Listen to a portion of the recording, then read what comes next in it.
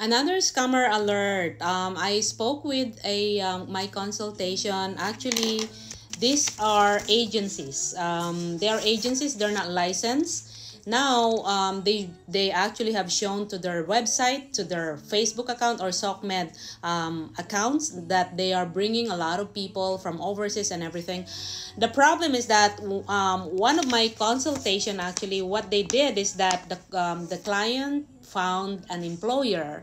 Then this employer actually doesn't want to pay for LMIA process. So what they did, the client was the one who paid the agency for the fees. Now, in terms of the fees, the client was trying to say that they wanted to actually pay for, I think, 2,500 when they paid the person, the agency. They call it an agency.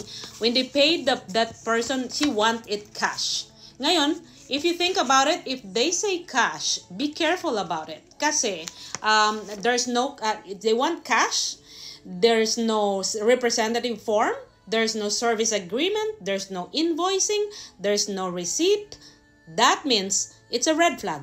So be careful, everyone. I'm just saying right now. So what happened? There were no process happen.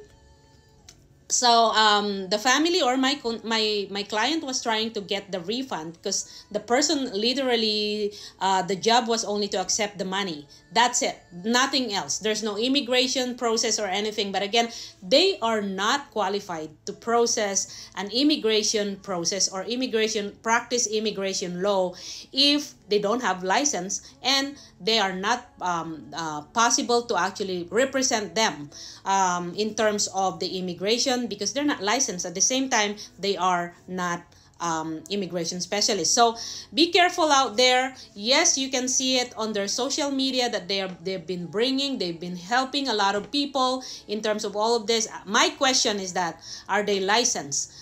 Can they actually work the way an immigration professional do? So be careful.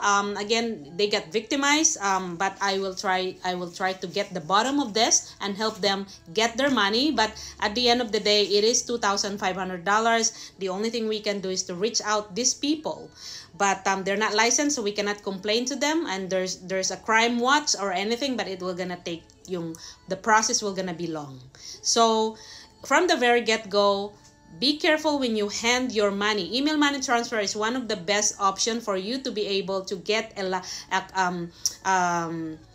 evidence that you paid that money to this person. Second is check, or try not to pay cash. But again, if you trust that person and you know they're licensed, it's okay. You can do that. But at the end of the day, make sure there's a receipt, there's an invoice, there's a representative form, there's a service agreement. That is the requirement for us in order for me to be retained by a client. That's the main requirement, because we don't want to be audited someday or one day from our college. So we have to follow those things. Again, when you hire a representative for you in behalf of you processing your immigration battle here in Canada, make sure there's an invoice, make sure there's a receipt, make sure there's a service agreement, and also a representative form.